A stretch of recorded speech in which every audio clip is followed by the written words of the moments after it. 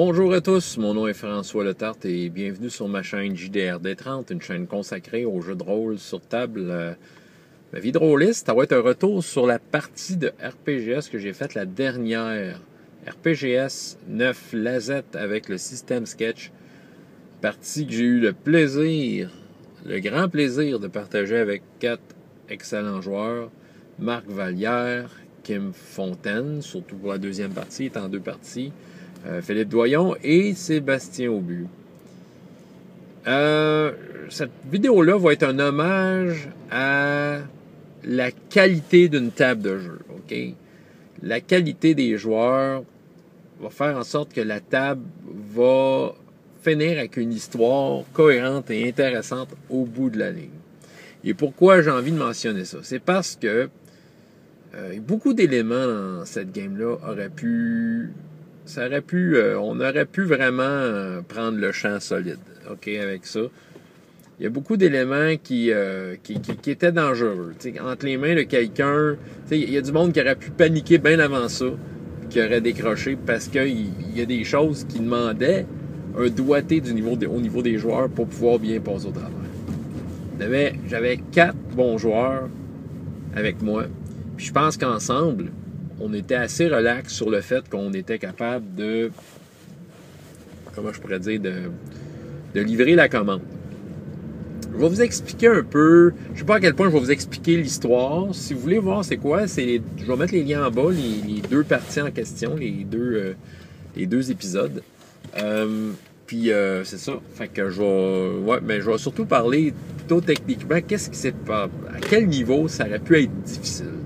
Bon, chaque partie de jeu de rôle a son lot de difficultés. Il peut toujours avoir toutes sortes de raisons que quelque chose ne tourne pas rond. Mais je pense qu'à plusieurs niveaux, il y avait des risques. Lazette, l'univers, c'était seulement sur 2 pages. Il y avait beaucoup de zones grises, ce qui fait que ça laissait place à beaucoup d'interprétations. J'étais quand même confiant qu'avec la table qu'on avait, cette interprétation-là allait être remplie de façon logique, cohérente, et que je crois que la confiance était régnait autour de la table pour accepter les propositions, OK? À différents moments, bon, étant donné que c'est un jeu avec maître de jeu, j'étais maître de jeu, le monde me demandait ma validation.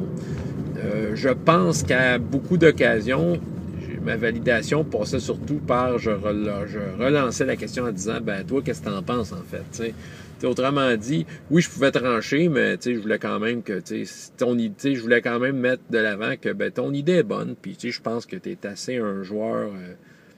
T'es un joueur assez responsable pour trouver une idée qui marche dans le contexte présent. Oui, j'ai eu à trancher à certains moments.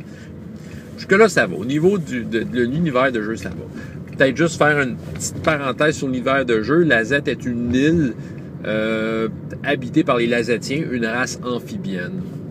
Donc, les personnages étaient tous des amphibiens de cette race-là, dans ce contexte-là. L'autre chose qui pouvait rendre la chose difficile, c'était le système de jeu. J'en ai parlé dans une de mes dernières vidéos. Le système Sketch. Le système Sketch est un système très simple, voire même trop simple. Mais il y avait quand même de quoi faire. On s'en est sorti. On est des joueurs. Encore une fois, on avait une belle table de jeu, la puissance d'une bonne table de jeu. On a fait en sorte qu'ensemble, on pouvait rendre ce système-là valable. Le système offre beaucoup trop de liberté. Sa simplicité tombait dans le danger que, en fait, 2 affaires. Soit que ça offrait trop de liberté, ce qui fait que le joueur pouvait aller trop loin, puis ça amenait le maître de jeu à dire non, quand on sait que, moi j'essaie de faire la promotion qu'il ne faut pas dire non. Il faut comme laisser la chance à l'idée d'un joueur de faire son chemin. Mais sauf que c'est ça, le système étant simple, ouvrait très grand des portes sur toutes sortes d'affaires. Mais c'est ça, j'avais confiance en mes joueurs et j'acceptais leurs idées. J'ai tranché à quelques occasions, mais j'ai pas nécessairement, en tout cas j'ai l'impression que j'ai pas castré les joueurs dans leurs idées. J'ai voulu aller au bout de ce qui m'amenait. C'est l'impression que j'ai. C'est du moins ce que je voulais faire autour de la table. Donc, c'est trop grande liberté. l'autre problème d'un système trop simple, c'est qu'à un moment donné, point de vue mécanique, on a l'impression de faire le tour rapidement de ce que le système, de la façon qu'il marche, puis on tombe devant un mur, devant des trous, devant des moments où, ouais, mais finalement, on ne sait pas trop comment gérer telle ou telle situation de façon juste à travers le système. Quand c'est trop simple, on a l'impression de toujours se battre contre la même caractéristique ou la même procédure quand on veut que notre personnage ou notre situation, veut dire, en termes mécaniques, reflète bien ce qu'on essaye de partager, tu sais. Ben, c'est ça. Veut dire, en une aventure, évidemment en 2 séances, mais mettons en 4 heures d'aventure, plus ou moins, vers la fin, je commençais à sentir, à me river le nez à un mur, à savoir, ben là, OK, je sais pas trop comment gérer telle situation. On s'en sortait toujours, tu sais, on est du monde d'expérience, on sait comment se comporter autour d'une table et comment jauger un système. Fait qu'on finissait toujours par caser les différentes situations quand on venait le temps de rouler des dés au bon endroit. Mais, reste que le système a pas mal fait ce que je m'attendais à ce qu'il fait, c'est-à-dire que c'est bien bon pour un one-shot, mais je ne rejouerais pas ce système-là nécessairement. Bon, mettons être bien mal pris, là, tu sais, rien dans les mains, puis j'ai très peu de temps devant moi, ça peut être une belle option. Je dirais qu'au niveau de la simplicité, tant qu'à parler du système, ça fait penser à Bob le Rollist, un jeu dont je vous ai parlé il y a de cela un certain temps, que j'ai déjà utilisé et que j'ai abandonné justement pour un peu les mêmes raisons. La limite du jeu arrivait très vite, puis ça ouvrait trop grande porte. Si j'aurais à choisir entre les deux, Sketch, par contre, serait un grand gagnant parce que le principe que les caractéristiques soient des groupes de compétences plutôt que des attributs de base très précis, je pense que ça permet de mieux s'insérer dans un récit. Puis, les dés se roulent plus naturellement. C'est ça. Mais c'est ça, OK. Fait que, le système de jeu aurait pu être un problème ici.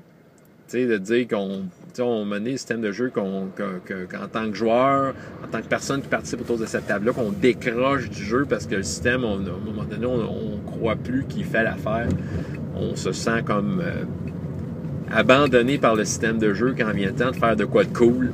Bon, on s'en est sorti, on a réussi à faire de quoi, puis les dés, ont eu un impact, un gros impact. Puis je pense que la part des joueurs y est pour quelque chose. Et on a réussi à rendre intéressant un résultat ensemble. L'autre affaire, la technologie. J'ai eu de la misère au niveau technologique, j'ai eu de la misère avec ces games-là. En fait, c'est pour ça que ça s'est fait en 2 séances principalement. Première séance, j'avais de la misère avec mon Internet. Moi, je déconnectais à tout moment. Mon router avait des problèmes. Fait que ça, c'est sûr que ça t'oblige à... Ça décroche. Parce qu'à un moment donné, tu es dans le game, il y a une certaine immersion. Tu essaies d'embarquer dans ton histoire, puis c'est ça. Puis à un moment donné, tu as des moments intenses, puis là, tu niaises sur de l'Internet. Fait que tu décroches la partie. Là tu tombes dans essayer de réparer ton ordinateur. Ceux qui sont encore là, ça interrompt leur jeu. T'sais. Il y a du monde qui aurait décroché bien avant ça. On a fait ça sur 2 séances. La deuxième séance, mon router allait mieux, mais il y avait un certain lag. Et d'ailleurs, quand on écoute la game en tant que telle, surtout la deuxième partie, on réalise que... moi, j'ai réécouté. J'étais inquiet, en fait, parce qu'il y avait un lag. Moi, quand j'ai joué la deuxième séance, j'ai pas tout compris ce que les joueurs disaient. Je lisais entre les lignes, et ça va m'amener à un autre point. Je lisais entre les lignes de ce qu'ils me disaient, tu sais. Je comprenais en gros ce qu'ils voulaient, puis j'essayais d'en prendre la narration. Souvent, je pensais que j'avais assez d'éléments pour dire « OK, parfois on continue », mais je me suis aperçu à certains moments que j'allais complètement en direction opposée de ce qu'il y avait décrit. On avait une bonne table. Je pense que le monde comprenait que je faisais peut-être pas exprès d'aller au contraire de ce qui se passait. Puis je pense que les joueurs étaient assez bons pour faire une narration intéressante. L'autre affaire, quand on écoute la game, je m'aperçois que quand on l'écoute, je parle par-dessus du monde carrément, en même temps. Mais en fait, quand je l'ai joué, c'est pas de même que ça se passait. Je parlais à des moments où personne parlait. Quand un joueur parlait, puis ça, c'est une de mes habitudes en ligne, quand je suis maître de jeu, quand un joueur se met à parler, j'essaie de couper ma phrase ou d'interrompre ce que je disais pour laisser parler le joueur. OK, pour laisser la place aux joueurs le plus possible, pour pas être le maître de jeu qui parle plus que tout le monde. Il faut que les joueurs aient leur place, il faut qu'ils apprennent. Mais quand on écoute, il y a certains moments en deuxième partie que je parle carrément en même temps que tout le monde. Fait que j'ai l'air du gars qui écoute personne, qui est impoli puis qui parle par-dessus le monde. Je trouve ça fait weird. Mais en même temps, c'est ça, ça fait en sorte qu'au niveau peut-être de la compréhension du jeu, de la fluidité, ça affectait la fluidité. Fait que ça, c'est un autre élément qui était difficile. Mais encore là, j'avais une bonne table. Je pense que le monde était conscient de cette réalité-là, conscient de ces difficultés techniques-là, puis on composait avec, on se ramenait rapidement dans le jeu, puis le jeu reprenait là où on l'avait laissé avec la même intensité. Fait que j'avais une belle table de joueurs. L'autre affaire. Ouais, OK, on va aller avec cet aspect-là. Ma préparation, qui était minimale, de plus en plus, je tente l'expérience de moins préparer mes séances uniques, de plus avoir des moments clés, des objectifs clairs et simples que je pense peuvent être résolus en une séance. J'essaie d'aller vers ça. Et c'est ça que j'ai fait. Tu sais, quand la Z, comment je pourrais dire, pas que ça m'inspirait pas, mais je savais pas trop de quel bord prendre cet univers-là. Fait que je me suis dit, regarde, ça ne sert à rien d'écrire de quoi sur la Z, parce que il y a déjà 2 pages d'écrits de RPGS, fait que voilà, c'est comme si moi je les aurais écrits. Ça a été mon approche. J'ai rien pris en note, j'avais dans ma tête une idée. OK, pour ceux qui veulent regarder la game, je vais peut-être dévoiler un punch. Fait que si vous voulez voir la game, allez la voir, parce que c'est ça, je vais sûrement parler un peu de la game, tout dépendant de ce que je vais avoir besoin de vous dire là. Moi, ma préparation a été très minime. Minju, un des personnages dont joueur décrit dans le RPGS, une espèce de révolutionnaire qui parle d'un message de paix. J'ai décidé que c'était un message de paix parce que c'était pas clair, mais tu sais, elle était quelqu'un qui avait beaucoup d'influence et qui rassemblait des foules à elle. Veut se marier avec un autre des personnages non-joueurs qui est un grand chef de guerre, donc c'était comme déjà, c'était ça le punch. Tu sais, éventuellement, c'était ça qui amenait les joueurs quelque part, parce que Minju, qu'est-ce qu'elle faisait là? C'est un élément clé, mais les personnages, leur pitch que j'ai fait aux joueurs, c'était vous allez être les gardes du corps de cette personne-là.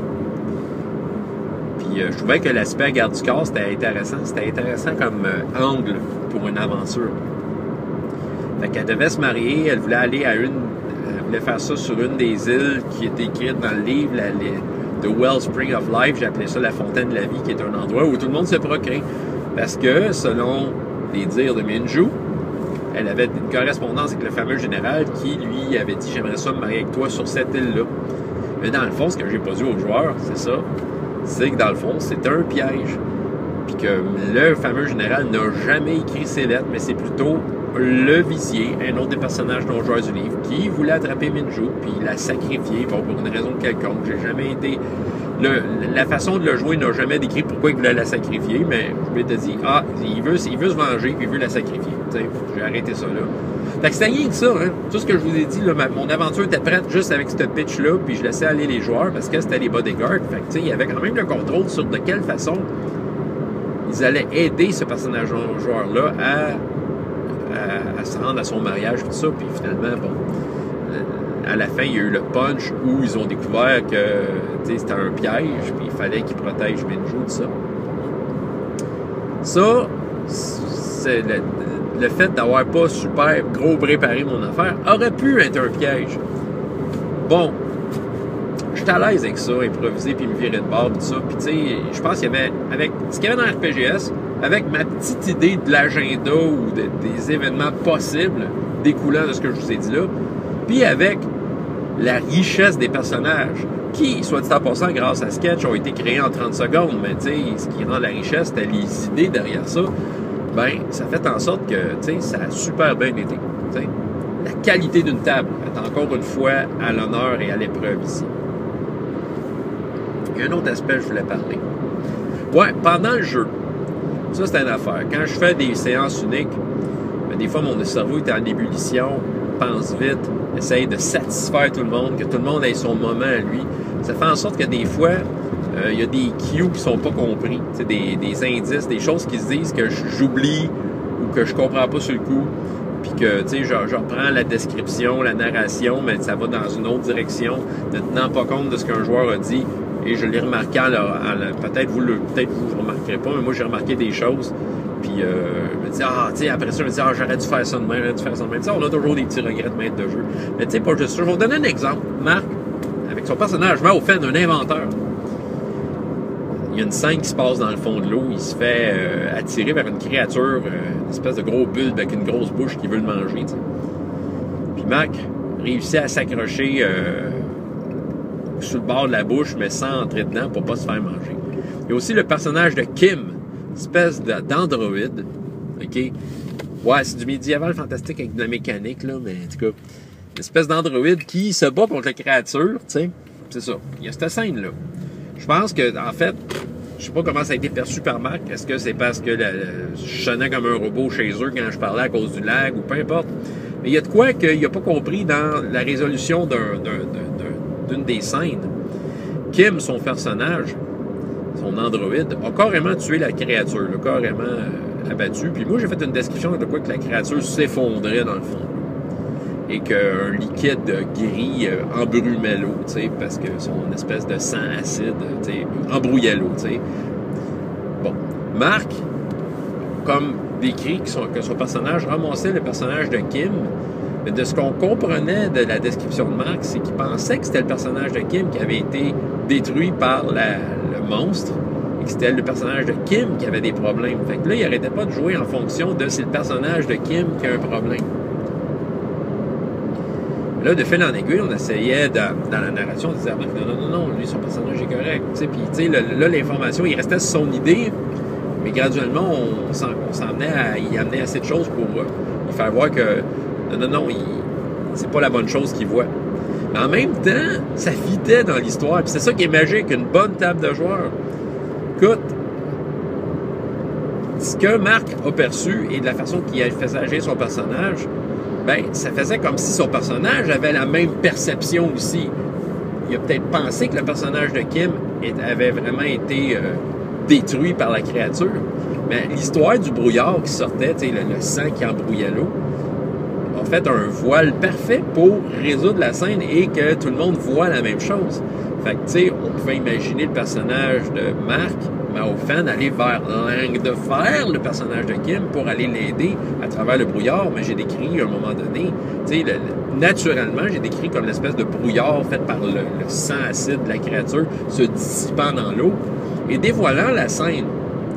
Et c'est là que le personnage de Marc a compris que, non, c'est le personnage de Kim avait gagné. Fait que, tu sais, j'ai décrit, on a fait une description de Langue de Fer victorieux au-dessus de la créature. Fait que, tu sais, le cue manqué a été viré par quelque chose qui aurait pu s'écrire dans un récit, dans une petite histoire. C'était vraiment le fun. Moi, j'ai trouvé ça très intéressant. Mais à plusieurs reprises, il y a eu des cues de même qui ont été manqués. Puis ça aurait pu mettre en péril l'histoire. Parce qu'on aurait pu avoir des discussions sur non, oui, non. Puis, tu sais, qu'est-ce que je vois pas. Puis tout ce genre de bagatelles-là.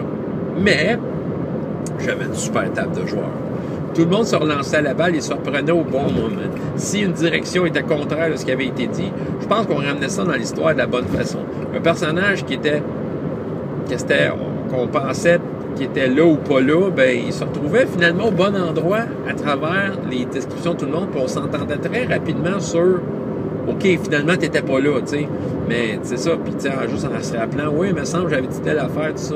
Il y a une scène entre autres encore avec Lao Feng qui tient Minju sur le bord d'une plage parce qu'il y avait eu l'ordre, c'est un genre de robot, de la garder là. Deux des joueurs qui étaient partis pensaient que la Langue de Fer les avait suivis, mais non.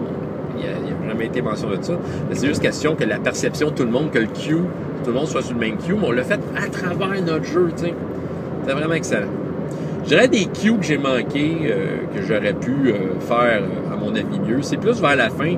Étant donné que j'étais rushé, je sentais que c'était temps que la game finisse, tout ça. Je sais que Lao, le personnage de Philippe, a déclaré son amour à Minju à un certain moment pendant la game.